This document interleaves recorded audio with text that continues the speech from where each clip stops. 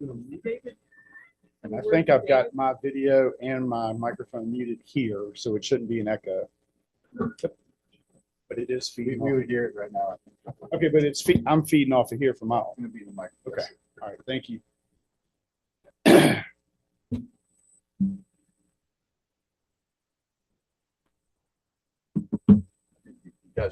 Okay, we're good. Okay. Good to go.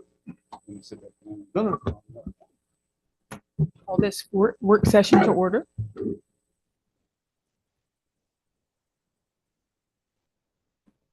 RT, you can take it away. This is the annual report, basically the financial report from Davenport, and the Finance Committee has received this already, received a draft, and announced to the full board. Yeah. All right. Well, thank you all for having us here today. As we do each year, typically, is meet with y'all. Of course, meet with Finance Committee first to give them our thoughts. We do a detailed analysis each year on your historical financials, what the trends are. We try to provide some perspective on, how, if you look at Rockbridge County in a vacuum, it doesn't really give you any perspective on how we stack up to others and how the credit markets might look at us. So it's always helpful to provide a little bit in the way of peer comparative. You're going to see that we stack y'all up how one of the rating agencies might look at you, in particular Moody's, because we subscribe to their database for the analytics. So you're going to see AAA, AA, single A, how you stack up across Virginia, other Virginia rated counties, as well as across the nation. And keep in mind, across the U.S., many states have their own school districts that have their own taxing authority. In Virginia, North Carolina, and even in Tennessee, they have their counties and sometimes cities support the schools. The rating agencies know this. They understand the nuances between states. And so when you look at some of your fund balance or debt service figures, et cetera, you're going to notice the medians for the nations are a little bit different. But that gets factored into when the rating agencies are looking at. So we provide those, again, for perspective. It's not necessarily saying you're low or high. So we're going to step through the peer comparatives. We've also gone through and pulled current audits, most current audits available for other counties across Virginia that aren't rated, but they're in your budget population size. I mean, a budget size or in your same population size. So we pull some of that data as well. We're going to look through your tax supported debt. What does our debt look like? Answer that question, then give you a little bit in the way of an order of magnitude of how much debt could we actually take on responsibly. Doesn't mean it's affordable, but our policies are at X. We could borrow up to that. All of our policies are according to best practices, but it doesn't mean you necessarily have the resources to pay that debt service under your current budget. So we'll talk through affordability. That conversation will follow that. And then we'll talk through a little bit real quickly about the county's CIP it's for the upcoming budget year. Might get tweaked still. It's a little subject to change, but for the most part, the county is cash funding, or is anticipated to cash fund most of its projects over the next several years, 5 years about. And y'all have been funding pay-as-you-go projects with cash over the past several years to the tune of about $3 million on average. So y'all have got a great balance approach between cash funding projects and debt funding projects. And in particular, you're going to see on the school CIP that we do have some scenarios, just to step through quickly for, again, perspective, what debt projects they have over the next 5 or so years. Okay. And then lastly, we'll wrap up with some strengths, some challenges, and then have some additional time for questions. But again, feel free to ask questions along the way so we can answer those questions while they're hot. All right. So I'm going to flip to page 4. It's not working now. Bear with me. It's working a minute. Oh, you got to click. Okay, there we go. So again, where we want to start off is setting up your peer groups, how we view the county. The upshot of this page is that based on the strong financials you have, good management, strong policies, healthy level of reserves, et cetera, we would anticipate that if you ever sought a rating, or if you were to seek a rating today, you would be in the, let's call it the AA or strong rating category. And that's, again, the highest you can be is AAA. We're not saying any specific level in the AA, but that's where we would expect, based on your strong financial performance, where y'all would shake out in the credit rating process. I can flip to page 5. To my point earlier, the county is not currently rated. And what we've done here on this page is showing you across the US at the top. There's roughly 97 AAA credits, 304 in the AA category, 51 in the other counties. Across the state of Virginia, we have about 12 AAA counties, 9 AA counties, and then 1 single A county. So Virginia is seen as a very strong institutional framework, as the rating agencies put it. Your ability and flexibility to raise revenues to cover expenditures is very strong. I'm going to flip to page 7. Okay. The details behind this observations page come in the following pages, so I'm just going to highlight them here.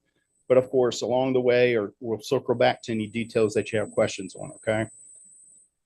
So our observations through the detailed analysis are that your total revenues, your total governmental revenues, are growing at about 5.1% annually on average. So if you look at 2018 or 2019 and grow it up to 24, if you were to look at that on a linear basis, your revenues would be growing steady at about 5.1%. Okay. Doesn't mean every year is going to be exactly 5, but when you do the math and get the compounded average annual growth rate, and you start from the base year up through 2024, if you did it linearly, it'd be 5.1%. If you look at your overall operating expenditures, again, not taking into account debt service or capital outlays per se, but if you look at your total operating expenditures, you're growing at roughly 5.7%. So almost 6%. There's a variance between your revenue growth and your expenditure growth that we want to pay attention to. Okay. Because at some point, maybe those revenues are growing, but not at as strong a clip as the expenditures. Somewhere in the near future, it might eclipse that. So we want to be cognizant of that.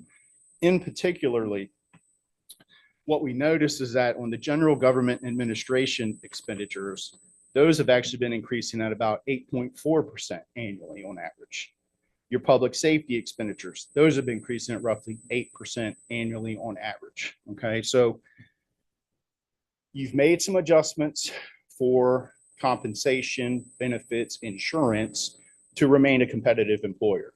Additionally, you're having to absorb the, like in the public safety side, your volunteer pool is drying up, right? And so you're having to hire full-time firefighters, et cetera. That's one of the reasons why you've seen those expenses growing over the past several years.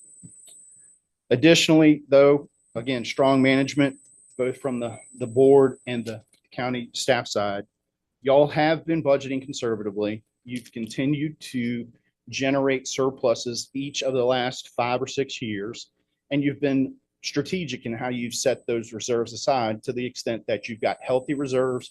They're above your fund balance policy, which is 20%. You're up and above 30%, which is great. And you've also set aside other monies into cookie jars that allow you to maintain that pay-as-you-go balanced approach to funding projects and capital needs. This is a quick look at the details on page 9 of the fund balance in particular. Again, I want to just point out the fund balance graphic on the bottom right-hand corner of this page. Your policy is the red line at 20%. And you can see your fund balance has sort of bounced around on a relative basis versus your budget, but it's still in a very strong position because it's above your policy and it's above what we would consider best practices for the county. That maybe over time, there might be some thoughts to, reviewing those policies, making some recommendations about amending them. But right now we feel like you're in great shape from a reserves position. And just again, to give you a little bit more perspective, and I would focus on the graphic on the right-hand side. Again, you're well in line with the medians, measuring your fund balance, not in sheer dollars, but as a percentage to your budget. You can see that you're in good position versus other AA Virginia counties that are rated. You're above the medians for other U.S. counties across the U.S. And then with respect to those other more detailed budget peers and population peers across the state in particular, where y'all stack up, have your budgets approximate each other within a relative range, and all the details behind how we selected those peers are in the very back in the appendix. But you can see you're in line to slightly above those medians as well. So we didn't just look at what's available in the Moody's database, so to speak, but also took some time and did some research and did some data to find other localities across Virginia, other counties across Virginia that it makes sense to compare you to. Okay. One thing, just again, trying to provide perspective on page 11, the historical assessed values and direct rates. It should come as no surprise, I think, when y'all reassess every 6 years. In particular, 2023 was the last budget that the reassessment actually impacted. And you can see the assessed values shot up about 21%. And tied into that, you reset your rate from 74 pennies down to 61 pennies. Again, y'all equalized and did not, Ashton, double checking with you, we did not make any adjustments upwards, we equalized. That's correct. Okay. All right, so if you look at this page, and again, this goes and shows you, I know you can't see it up on the screen, but I think you can look at your books, and it might still be too tiny in the book, but these are all the peers that we compared to, got their real property tax rate, so you can see it. It's in descending order. And you can see right quickly that up front, Rockbridge is at 61 pennies. The peer median group, if you look at the very middle of the group, it's going to be right at 63. So you're right in line with where the median is for tax rates across the Commonwealth for counties. For real estate tax rate. For real property tax rate. Yes, sir. We get comments on this one. I got you. Then this page, I really thought it would be helpful for perspective. I know a lot of folks might think that, well, they just borrow debt here and there, and it's not the case. Y'all have a great approach. It's very balanced. As I said earlier, y'all have been funding approximately, call it $3 million on average using cash on the county side to fund projects. Okay. So you can see right here, even some on the school side too, you're funding projects at about $3 million on average between the county and the schools.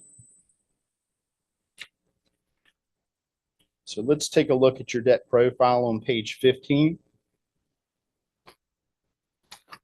And this, let me just say real quickly, this includes the most recent financing that we did last year, or actually 2023, but it was fiscal year 24, I think, for the Floyd SK project. And I hear that's done very well. It's up and running. Everybody's in there, and that's exciting to see it actually come to fruition, you know, when you come back and report on this stuff. But that's built into here. And you can see over the next several years, we're pretty flat at the $6 million annual debt service, $6.5 million annual debt service. We've got that covered through recurring revenues without any tax increases to cover that over the past couple of years. What's important, though, for future affordability purposes is out in 2030, you can see where your debt starts to decline. So we've got future capacity, we've got future affordability. As that decline starts to happen, the way I think Ashton can correct me here, but we level fund the debt service budget so that we don't lose funds to operations when we truly will need it and know we'll need it for future capital projects. So that stays in the capital programming. Let me skip ahead just real quickly. Bear with me. I want to skip to page 21 just real briefly to drive that point home. So on page 21, I'll come back to those other pages in just a minute. So right here, you can see the dark green. That's your existing debt service that I just showed you on the last page. Okay. The light green is where, if we're budgeting and we continue to budget roughly $6.1 million for our debt service, and we stay at that level, over time, as our debt matures and gets lower and lower and lower, but we're still level funding that debt service. I'm using your term earlier about level funding. If we continue, we'll have that light green space for affordability purposes to be able to reprogram, update infrastructure, implement new infrastructure, whether it's for the counties or the schools. Okay. And I'm just going to back up. So we talked about your debt profile. This just gives you a little bit of perspective of where the debt has gone to, approximately 21% for general government. You've got about 66% that's been utilized for schools. And then that other brown area, roughly 13%, is some of that debt that you have. Might be a school lease in there from 2017. I believe there's some PSA debt that y'all support or get revenues from to support it, et cetera. But that's that leftover 13% that debt's been utilized for. Okay. Then page 17. This is call it a key debt ratio that we look at and that the credit markets may look at. It's not necessarily as important as the others, but it does tell something that's kind of important, right? It's how far do we push our debt off, or do we pay it timely and in a structure that keeps us sort of above board, for lack of a better way of putting it. And y'all are very strong at 63%. So within the next 10 years, you will pay back 63% of your principal. That's what it's telling you. Okay. The industry benchmark for tax supported debt is 50%. You can see right here, you have a policy floor of 50%. If we needed to dip below that for a certain period of time, that's not a problem. Again, it's one of those benchmarks that we monitor. It's not necessarily a driver that tells us we can't do something. So as long as we have a plan to come back into compliance with our policies, the policies are flexible enough to allow for that. An example would be if for some reason we had to finance something, right? Let's say it's renovations to the county administration building, right? If it made it more affordable to finance that over a 25 or 30 year period, okay, and produced a lower impact to our cash flows in our budget, it may make sense if we've got to get that done, then we would do it. And our payout ratio might dip to, let's say, 47% or 48%, whatever the number is. I'm pulling these out of the air, for example. But we'll come back within that period within 2 or 3 years, okay? As opposed to if we did a 20-year issuance and we stuck above 50, it would just make it more, call it impactful to our cash flow budget. So that's one situation where that might be a discussion we'd have along the way for planning purposes and say, okay, what say you? And you would set that tone. How do we want to address this? All right, next page, 18. This is how much debt are we putting on our tax base, our assessed value of our real property, where we mostly, this is real property, personal property, machinery, tools, et cetera. But most people think of it in terms as our real property tax base. How much debt we have on top of that tax base. You have a policy of 3%. You're currently at 1.6. You can see from the peer group on the right-hand side that y'all are not an outlier. You're very much in line and leveraged appropriately for the things that you've had to do. If we were to run a scenario, which we did, I'm not going to go through the details later, but there's a summary page I'm going to look at with y'all. If you'll notice in the green box there, for capacity purposes, if we had to issue debt today and we did not want to exceed that 3% policy, we could issue up to $50 million. Doesn't mean we should. It's not a recommendation. Doesn't make it affordable. We're going to get to affordability in a minute. Okay. But we could bring that on up to our policy and still remain fiscally strong and within best practices. The next page, page 19. This, again, I'm speaking to capacity. This is your debt service versus your budget. How much are we running on the credit card? You can see you're at 8% debt service to your budget. Your policy is at 12%. A best practice range is usually in the, call it 14 to 16%, but we've set ourselves to be a little bit, call it lower than that, so that we manage ourselves accordingly. Okay, we don't want to go above 12%. Doesn't mean we might not go over 12% for some period of time, but we would have a plan in place to come back below that. If we were to issue debt today, up to that policy, we'd have room for about $43 million in debt. Doesn't make it affordable, and it's not a recommendation, just for illustration purposes. And again, you're very much in line with the medians, even the US medians, which don't necessarily account for schools being funded by accounting. Okay. Sorry, that was the debt service to expenditure page. I forgot to flip it on the computer. All right, so let's talk just real quickly about affordability. Okay. What page is that? Page 27. It should be up on the screen. Okay. So this is how we've shown this to you all in years past. I'll just give you the highlights real quickly. From columns B to F, those are your obligations. From columns G through I, those are the resources available to us to afford our obligations. And then between columns J and O, that's math. So if our revenues are greater than our obligations, we're going to have a surplus in column J.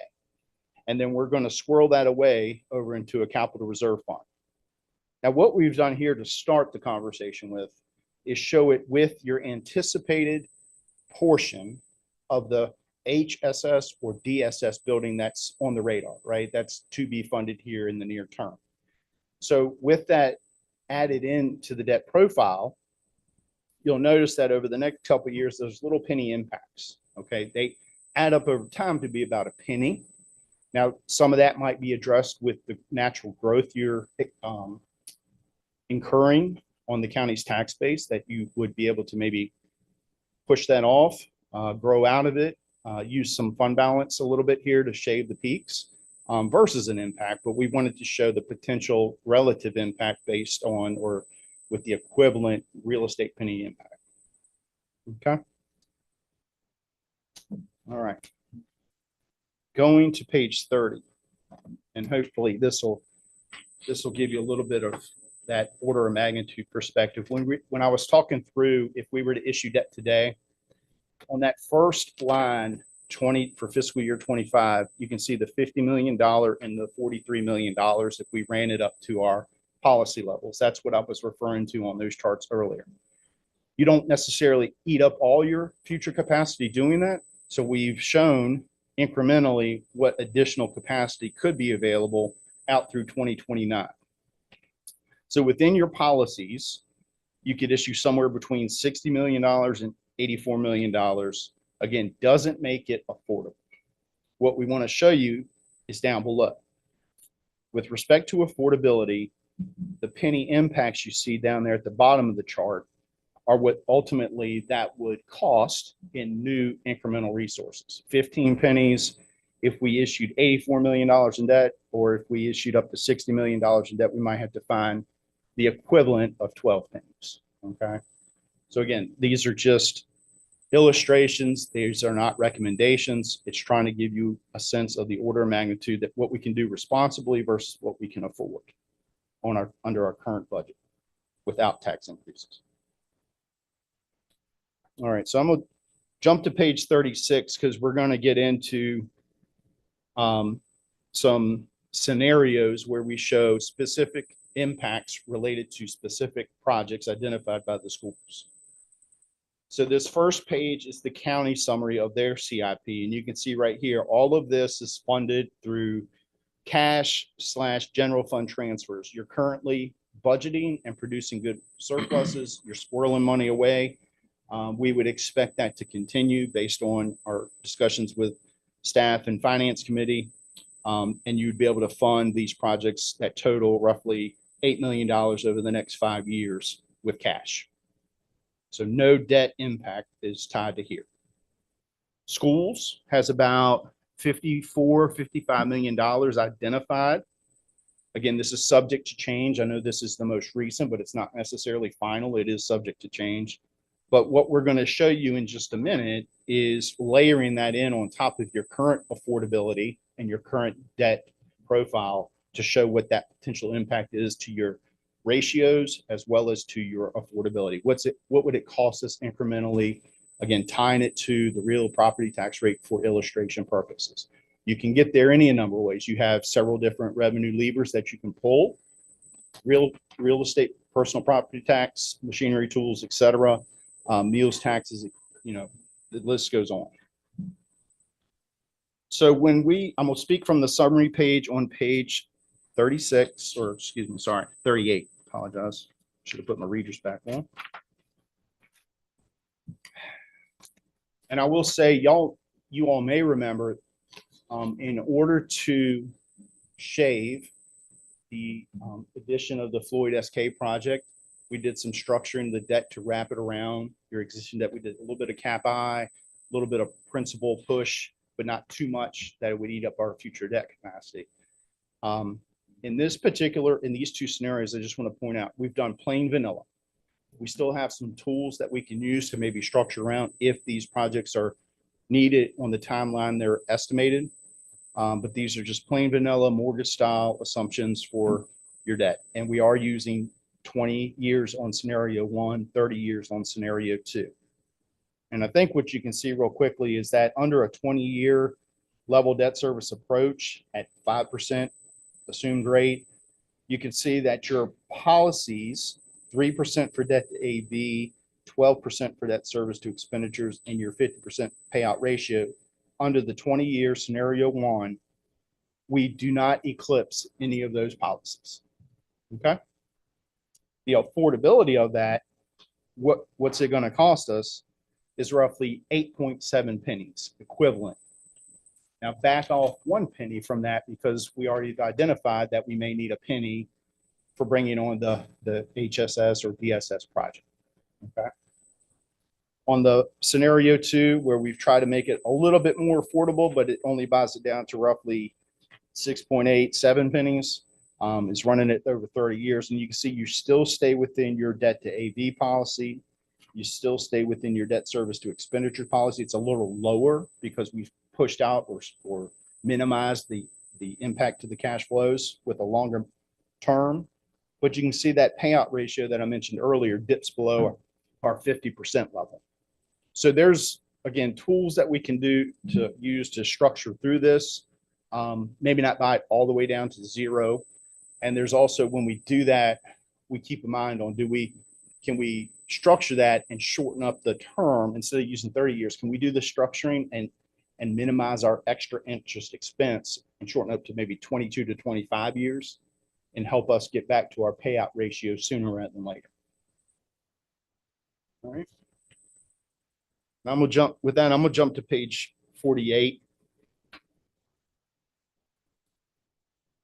to wrap up. And then again, if you have any questions at all or want to go back to any of the details behind the analysis we've shared with you today, we can do so. But based on our analysis and the observations we've presented herein, the county is well managed financially based on the following: conservative budgeting plus strong financial performance equals consistent surpluses over the past several years.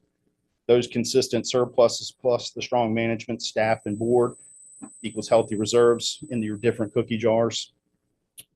The reserves meet or exceed best practices and your policies that have been formally adopted. And you've got plenty of funds for a rainy day as well as to fund your ongoing capital needs. And stick with that balanced approach that I've been speaking to between cash and debt. The county has used about $3 million per year on average for pay-go projects. You've utilized debt strategically to fund the projects that you've had to, such that your debt, you're not an outlier. You don't have too much debt. You're appropriately leveraged. You have actually room, if need be, to go to the credit markets and get additional funding for projects you have to do. Your principal payback, how quickly are we paying back our principal? Are we pushing it way down the line? No. The answer is you've got a 63% versus a 50% industry standard. Your debt to AV is below your policy of 3%, and it's below the best practices range of 4 to 5%. Your credit card, the debt service to your budget that you're spending each year for debt service on the debt you have outstanding, is at 8%. Your policy is at 12, which is also below best practice ranges of 14 to 16%. So based on that, you've got government, you're well run from a governmental finances perspective, and you're in strong position should you need to go out and access the credit markets. Page 49, some challenges. Here, as we discussed at the sort of the beginning of this, our operating expenditures are growing more rapidly than our revenue sources are. That's something to keep in mind. So with that said, the county staff and board may want to discuss or consider, you know, how should we offset? Do we have some expenditures that we can trim, or are we where we need to be competitively, like the increases that we've done for personnel, benefits, insurance in particular? Are we where we need to be on the expenditure side? And should we consider, since we just equalized last year, you know, is there room for us to generate some incrementally new revenues? Would that be the offset? So that's something to be discussed through your budget process.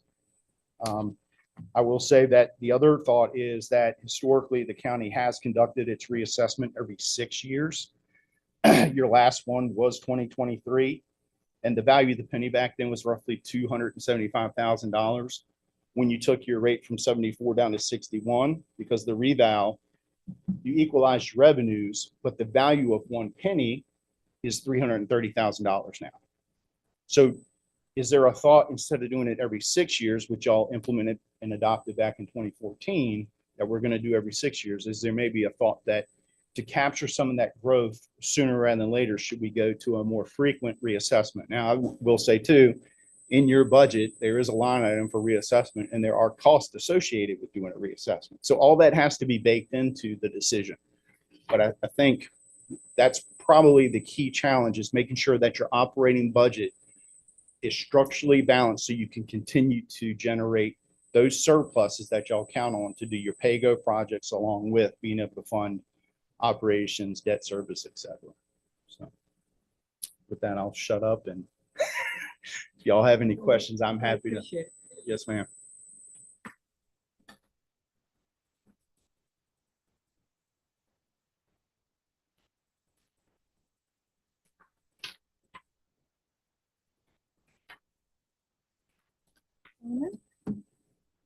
Very thorough and chock full of information. There's a lot to think on there. Thank you very much. Yes, sir. On page 11, Yes, sir. what is the public service? You got real estate, personal property, machine tools, and public service. The public service corporations, Bark Electric, Oh, Dominion Power. corporation. Okay, okay. utilities. Yes, sir. Right. You said that, okay. And the state gives those to y'all. It's after your budget time. It's usually in the fall time In frame. September, that we get those assessed valuations. So you're using estimates when you're going into this year's budget. You actually get the, call it the more actual values from the state when they do their procedures to feed to y'all. So.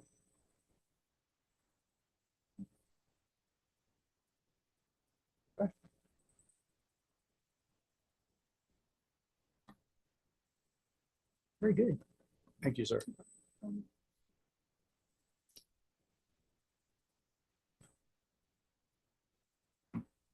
RT, I apologize for being late. You're fine. We just went ahead and made decisions out. Nothing new. If Mr. McGann, if you have any questions afterwards, just funnel them through Spencer and Ashton, and happy to, if need be, have a one-on-one. I appreciate Happy to do that. There's a couple committees that they appointed you to. I didn't even see him come in. I'm surprised I didn't say something about it. No? All right. If there's nothing more, I do appreciate y'all's time today. And again, if anybody has any questions, I would offer that up to be available through Ashton and Spencer if y'all have questions or need a one-on-one or something. So thank y'all very much. We appreciate working with you. Appreciate the opportunity. We appreciate you and your team. Thank you, RT. Yes, sir. I really appreciate when we have. Let me close out of here so I'm not driving down this road and sharing my screen.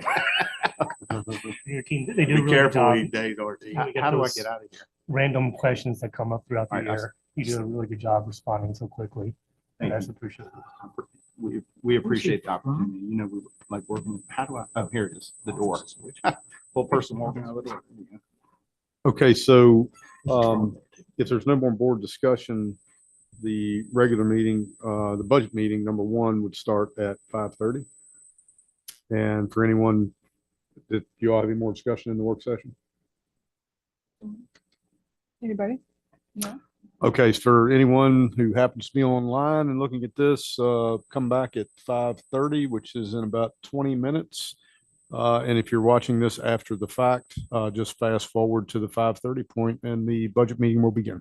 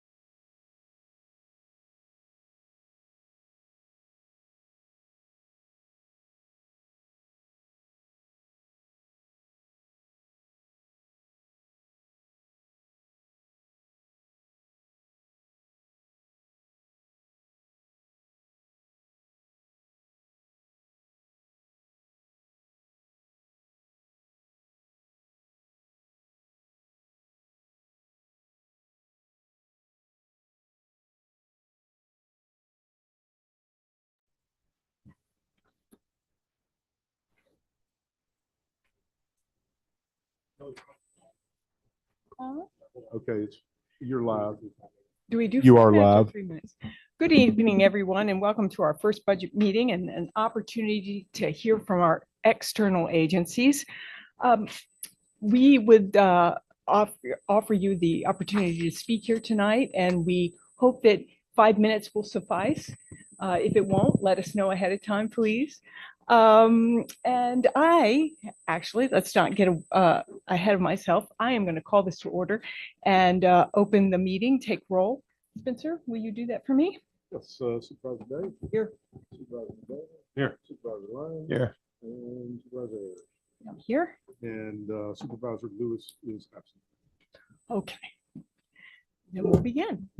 Yes, first up Madam- is, Madam Chair, before you start, I have another appointment that I'm going to need to leave here about 6:20. I just want to make everybody aware. I didn't want to be rude and get up during somebody's presentation. Thank you for letting us know. All righty. first on the list tonight is Ms. Julie Gliette with the Rockbridge Regional Library System.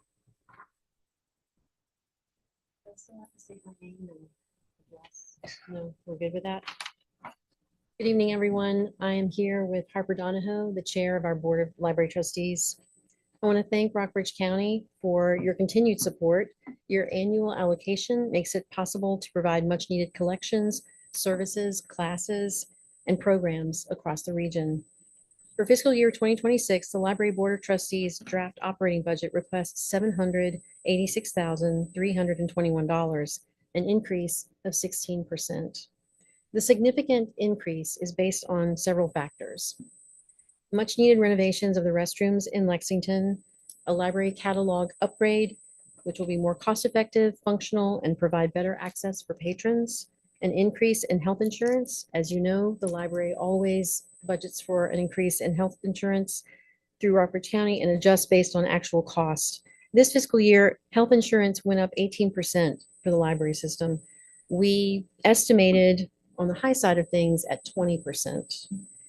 This is adjusted once we know the figure. There's no padding in that. It's just whatever it costs you, you pass on to us, and that's what we pay. An increase in expenses and a decrease in donations. A 4% cost of living pay increase for staff, which is an effort to sort of catch up with inflation. We base this on the consumer price index over the last 5 years and the library staff raises for that same time period. Understandably, if the counties and cities don't do a 4% increase, that's not something that we expect, but we don't usually know that when we start the process. The library provided 5 years of budget actuals, FY20 through FY24, the current FY25 budget and FY25 actuals through December of 2024 to the 4 local governments, in addition to the FY 2026 draft budget. In partnership with the local governments, Rockbridge Regional Library System adds great value to the communities that we serve by providing the following resources and more. The library bridges the digital divide by offering one-on-one technology training, 24/7 Wi-Fi, and public computers. The library plays a crucial role in supporting early childhood literacy by providing access to books, story times, and early learning programs. And the library's literacy program continues to successfully recruit and train tutors for elementary school children. Rockbridge Regional Library System supports economic development in the communities we serve by offering resources for job seekers, entrepreneurs, and small businesses. Patrons also have access to online job vacancies, one-on-one assistance with job applications and resumes. For patrons who have limited social interaction, the library offers welcoming space for community gatherings, social events, and support groups. The bookmobile travels to post offices, churches, recreation centers, and even convenience stores to extend the reach of library services. Library staff serve homebound patrons with regular visits and personally selected books. These services combat isolation and promote mental and emotional well-being. The library provides access to health information, spaces for telehealth services, which is, we all know, very important in rural areas where there's not good healthcare access. Access to library materials in areas without a brick and mortar library, like the self-service lockers at the Fairfield Rescue Squad. Information and training on topics like self-serve legal forms, career online high school, kindergarten preparation, homeschooling resources, and test prep like ASVAB. We also have passport processing and notary services free of charge. The graphic before you shows our statistics from July through December of '24 and compares it with the same period in '23. Rockbridge Regional Library System serves the counties of Rockbridge and Bath, the cities of Buena Vista and Lexington, and smaller communities throughout the region with outreach services in 5 locations in Buena Vista, Lexington, Glasgow, Goshen, and in Warm Springs. All locations share collections. With our 4-day delivery service, if you live in Glasgow and you want a book that's in Bath, you can usually have it in your hands within a day or 2. Thank you again for your support of Rockbridge Regional Library System. Thank you very much.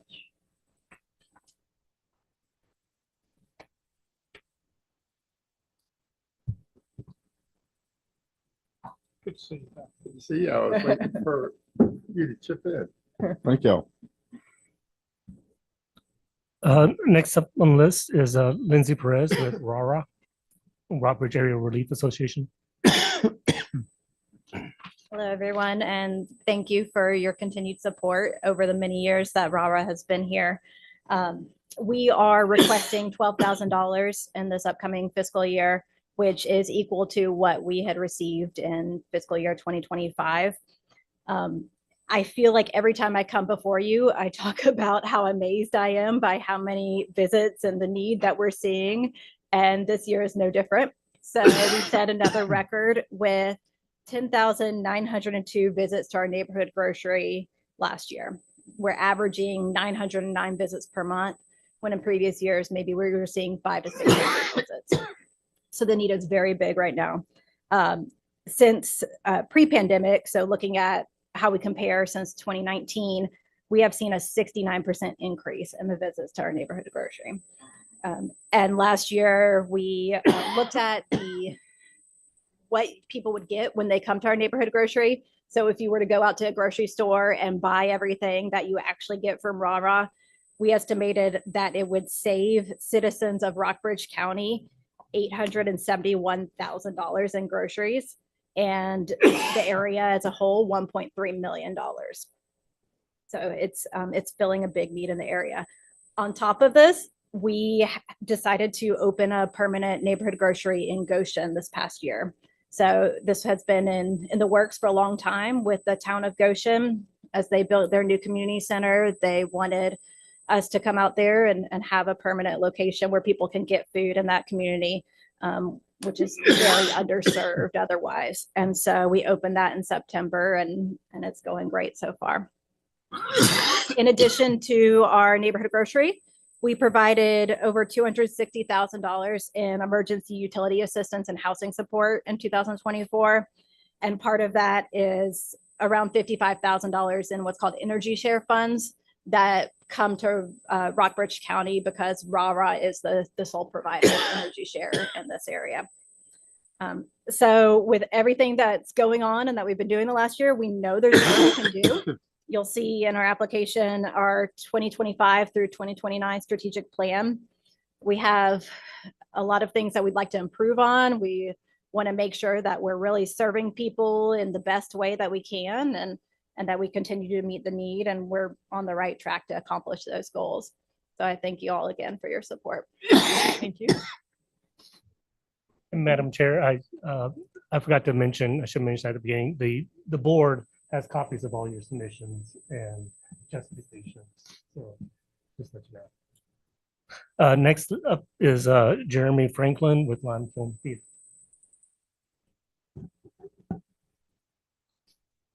Thank you all. Good evening. This is my first time presenting before you all. You're used to seeing Spencer McElroy here, but I've been involved with Lime Kiln for the better part of 10 years as a volunteer, as a board member, and now on staff. Our request for this year is for $15,000. That would break down to $10,500 from Rockbridge County, and then $4,500 from the VCA's Creative Communities Partnership Matching Grant Program. We are very, very grateful for all of your past support. That has allowed us to grow over the last decade. In 2024, we hosted 14 concerts, 12 of those completely sold out. We sold over 9,000 tickets to what we think is a pretty good mix of people from Rockbridge County taking advantage of our beautiful theater and our concert series and plays, and also a lot of people coming into the county and spending money outside of Lime Kiln. We think it's a good economic engine for Rockbridge County. Our theater offerings continue to increase. Last year, we hosted events for 3 different theater organizations, partnering with them to kind of expand what we do beyond just the concert series. Overall, our public offerings, the ticketed events, have more than doubled since Lime Kiln reopened over a decade ago, back in 2014. So that's part of why we're asking for an increased allocation from the previous fiscal year.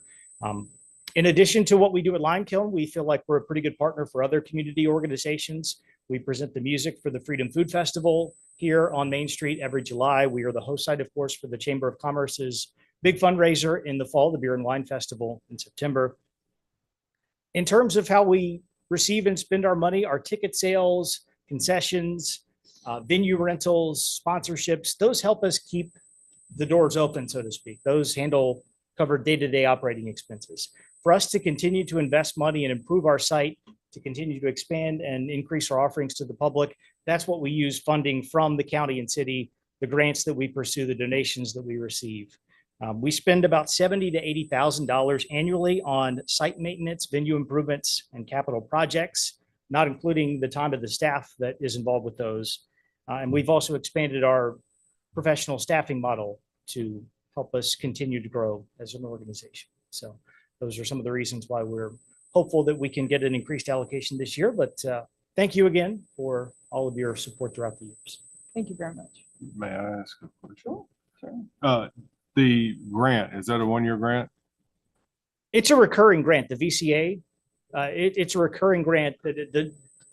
Don't quote me on this. The dollar figure may change from year to year, but it's been $4,500, I think, for the past couple of years. It's available to any municipality to support an arts organization. I think it's been 4,500 as long as I can remember. It might have been 35 way back, but it's been 45 for a number of years. As soon as he said it was recurring, it hit me, but for some reason I wasn't thinking about it. And it will be 45 for the upcoming fiscal year. Okay. And the grant, Requires a match. yeah, Yes, it's it is 50/50. matching. Right.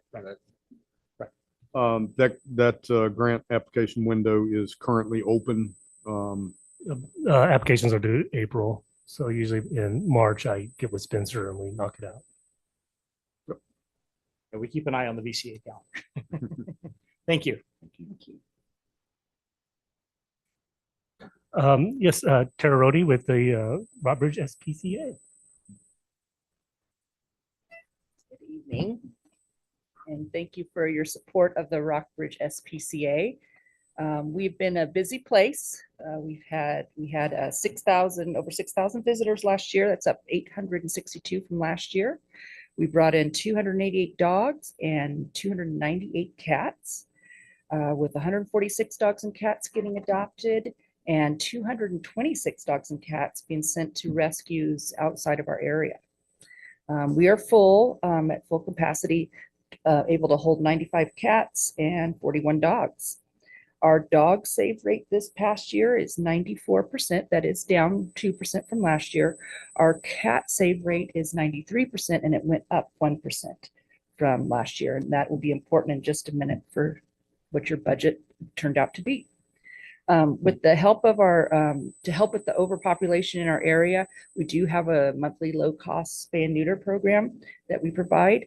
And with the help of a donor, we are now looking at turning our rental house up the driveway from our property into a low-cost spay and neuter clinic. So we were lucky enough to get some money to do that, and we are on our mission for that right now. That expected budget for that is $400,000. That is coming out of the endowment side of the shelter, not the operation portion of the shelter. With our budget going up, as you see from our proposed budget, we went from 102,000 responsible for the SPCA to 107,000. So we will continue with all of our fundraisers that we normally do. The spa we opened last year has been very popular, and it's a great year-round fundraiser for us. And then we did bring back our Texas Hold'em tournament that people really like. If you notice in your budget proposal, your budget went down, your portion of the budget went down by over $4,000. Despite that, our budget did increase a little bit. Your portion went from 84% from last year to 79% of the budget responsibility for Rockbridge County. And this I'm going to contribute to due to our new cat policy that we put in place July of last year, July of 2024. You were down 150 cats that are normally coming in from the county. So that changed your portion of the budget significantly. So we do have the new cat policy, and I have that here. I'll just pass that to you. That has helped decrease our cat intake, and this is from feral, free roaming, stray cats. We're on a mission to make sure people understand, don't start feeding cats if they're not all spay and neutered. If you are feeding cats and they start reproducing, it's going to be on the individual to take care of them, not bring them to the SPCA and cost more money for us and obviously the localities. So with a little bit of a decrease in your budget, I believe it's from the cat intake going down dramatically. And as always, thank you for your support. Can I ask on that? Do you mean that you feel that people aren't bringing them in? Are they still out in our county? Or you feel that people are getting the message that They are. feral cats? Sometimes we have a little bit of a back and forth with some people when we try to explain how we're doing this and what they can do. They can get the cats that they have, bring them to our low-cost spay and neuter transport, and hopefully soon our clinic to be able to manage the situation. We explain how to feed them twice a day and make sure no other cats are joining the colony. We do take kittens between 4 and 8 weeks old. So if they do have a cat that had kittens, we will take the young cats or injured cats, if there's any injured cats. But anything after that, the individual who's feeding them, they need to be responsible and they need to go ahead and take care of those cats. So they are still out there, but I think people are starting to get the message.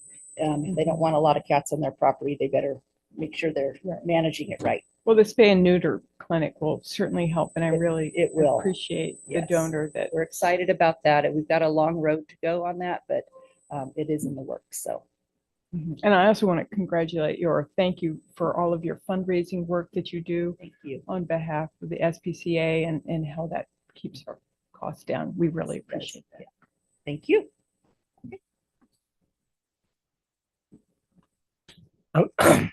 Excuse me, Melissa Sayre with the Valley Program for Aging Services.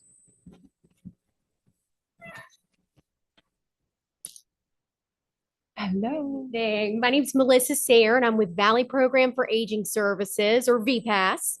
And we're the local area agency on aging. There's only one of 25 in the whole state. And we're a nonprofit organization also. So our mission is to serve anybody 60 and up, and as well as their families and their caregivers, and just to help them live as independently as possible for as long as possible, with this much choice and dignity as possible. And, we provide a wide variety of services and programs, but one that you're probably most familiar with is Meals on Wheels. This is a program where we deliver nutritious, freshly prepared food to homebound seniors up to 4 days per week. And most of these people are very socially isolated, as you can imagine. They literally only leave their house to go to medical appointments in most cases.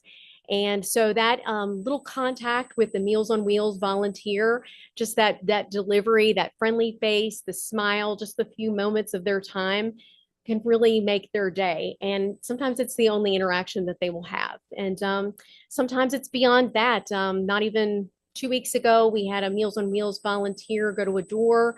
No one answered. She realized that the woman was laying on her kitchen floor, and she had been laying there for a known amount of time. She had a broken hip. Our volunteer was able to call, emergency services and get the woman the help she needed. And without that volunteer being there, I'm not sure how long the recipient would have laid on the floor. So it's not just nutrition, it's way beyond that.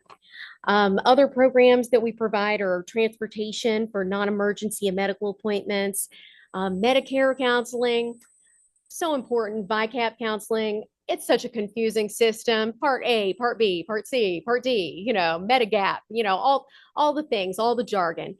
We've got some, wonderful, professional, unbiased people who sit down with the client, go through all of their options, not selling them a thing, just trying to provide them with the information they need to make the best choice they can make. And I've just seen people come out of the VICAP counselors' offices with the biggest sense of relief after meeting with them and realizing, like, okay, now I have a sense of what to do. I think the VICAP counseling is even more important in this era, given all the scams and fraud that are being targeted towards seniors. They really make a difference there. We do emergency fund assistance, so one-time financial crisis situations for seniors. Boy, I am really seeing, as case manager for VPAS, I am really seeing this. You name it, people need it, whether it's like they need help with a copay for a visit, a medical visit, help paying for a really critical medication that they have no other way of paying for. And then we also, have a lot of people coming in for utility assistance, help finding housing. So we're talking about older adults in Rockbridge County that their rent's gone up so high, they can't afford it anymore. They need help. Their utilities are getting ready to get shut off. They need help. We're here for them. Complex family scenarios where they're raising grandchildren. It's a wild world and a complicated family situation these days. And so we're there for them. And then we do referrals and case management. Case management, you see a little bit of everything. People come in with small problems and then they come in with big major problems. I had a gentleman, I helped him.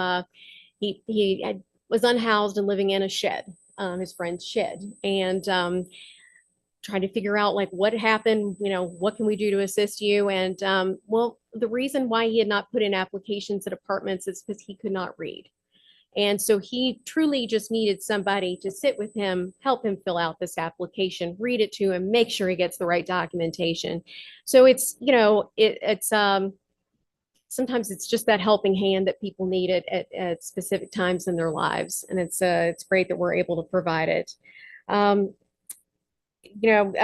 we try to provide a supportive network for everybody 60 and up. I don't care if you're the 60-year-old who's like thinking about retiring early and to travel the globe, or you're like your upper 90s or 100 and you're homebound. We run the gamut there in the whole spectrum of aging. And we also provide services for people who are caregiving for loved ones with dementia or physical disabilities. So, we're continuing to see an increase in need.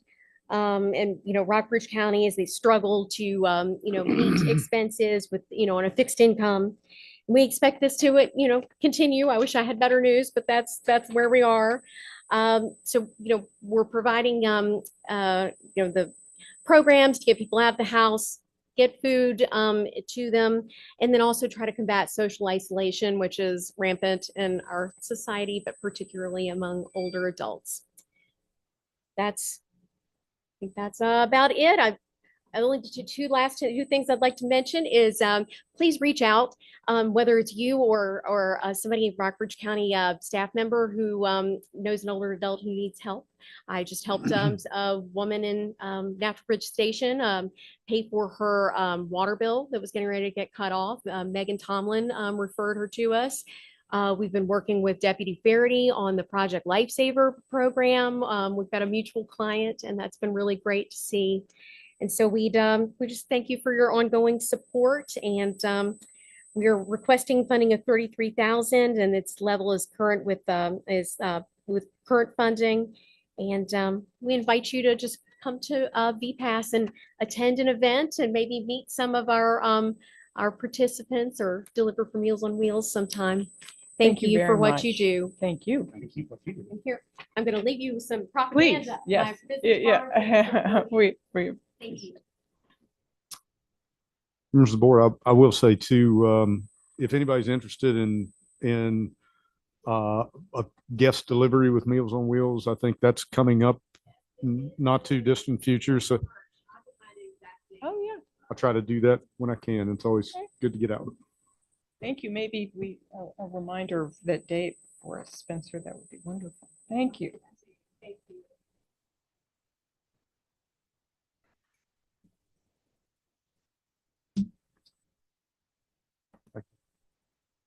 Okay, there doesn't appear to be anybody online with their hand raised. Yeah, but actually, 'cause I know the Talking Book Center, who always does a wonderful job. They said they would be here at 5:30, and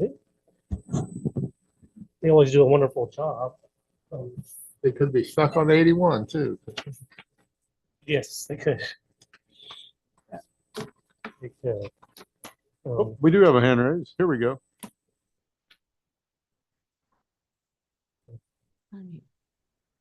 Oh, there we are. Can I have Hey, access to the camera?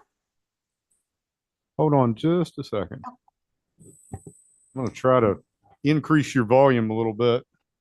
You're kind of hard to hear.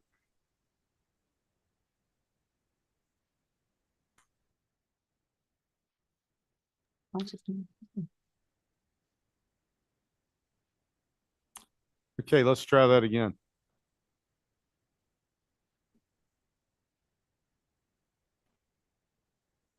Okay, me talking or? Yeah, go ahead. State your name and who you're with. I'm Ilea with the Talking Book Center.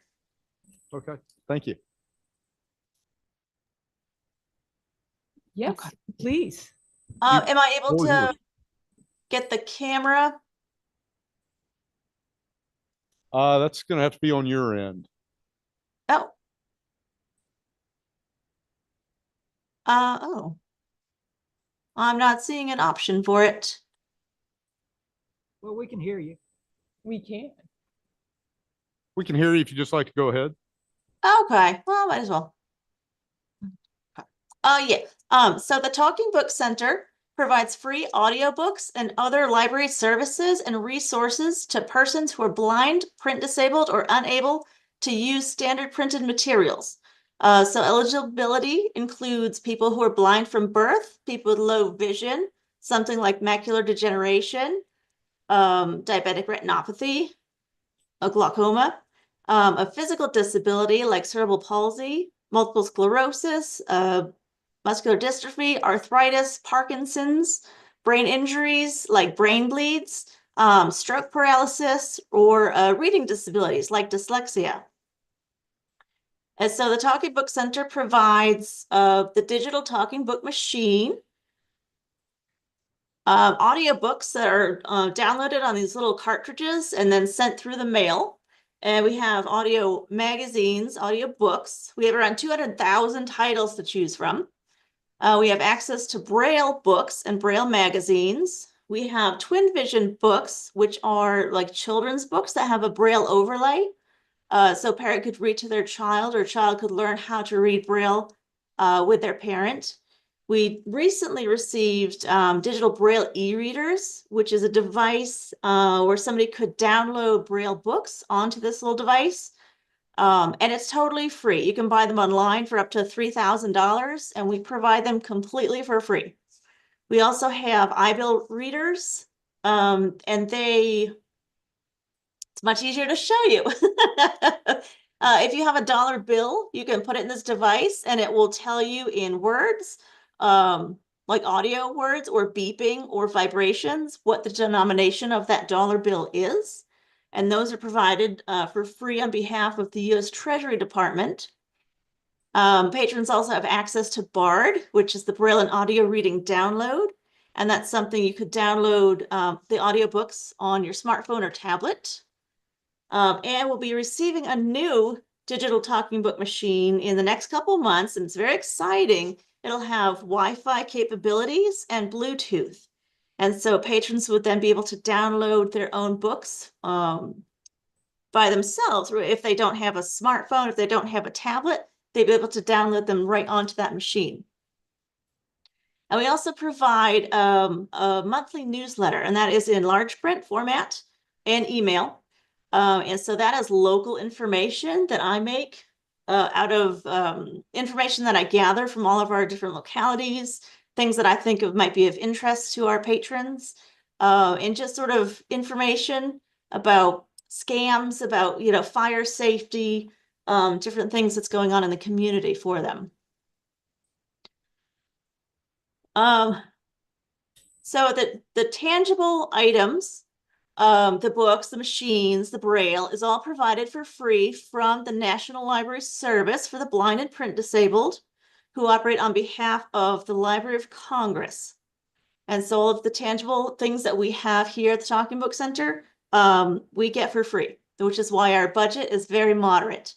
And shipping the items is also free. We use Free Matter for the Blind, which is a decades-old appropriation from Congress for shipping items. The cost to patrons is absolutely nothing. It's a completely free service. And so we have 2 staff members. I work full-time. I'm at 7 years now. And then my coworker, she works 15 hours and she's at 2.5 years. So we're kind of experts in our field. And so we serve around 300 people in our area, which is Augusta County, Bath, Highland, Rockbridge, and then Buena Vista, Lexington, Stanton, and Waynesboro City. So thank you for your continued support for the Talking Book Center. And if I could just give a shout out to VPass also. I know she just spoke. I was on the phone once with our patron for about 3 hours. She was having a really hard time with her dementia. And I heard a Meals on Wheels person deliver her lunch. And so I called VPass and I said, listen, this person's having a hard time. Can you help her with the next Meals on Wheels delivery? And so they got a social worker involved. They were able to help her. And so it's just, networking with all of these different areas, I think is fantastic. And so we keep looking out for each other. So thank you guys very much. Thank you. Could be anybody else. There is no one else online.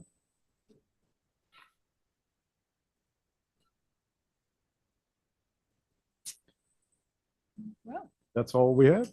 that's all we have. All righty. The Finance Committee meeting tomorrow, and we'll start getting more in depth into the budget. I can say that from what we've seen so far, we're facing a significant gap between revenues and expenditures. We don't have revenues fully calculated yet, but assuming a fairly level, not exponential increase in revenues, it's probably a pretty challenging gap again this year. Well, thank you. Gentlemen, anybody have anything to say? If not, is there a motion to adjourn? Mr. McDaniel? Yes. Mr. Lyon? Yes. Mr. Day? And I vote yes. Not to be rude. There you go. I didn't have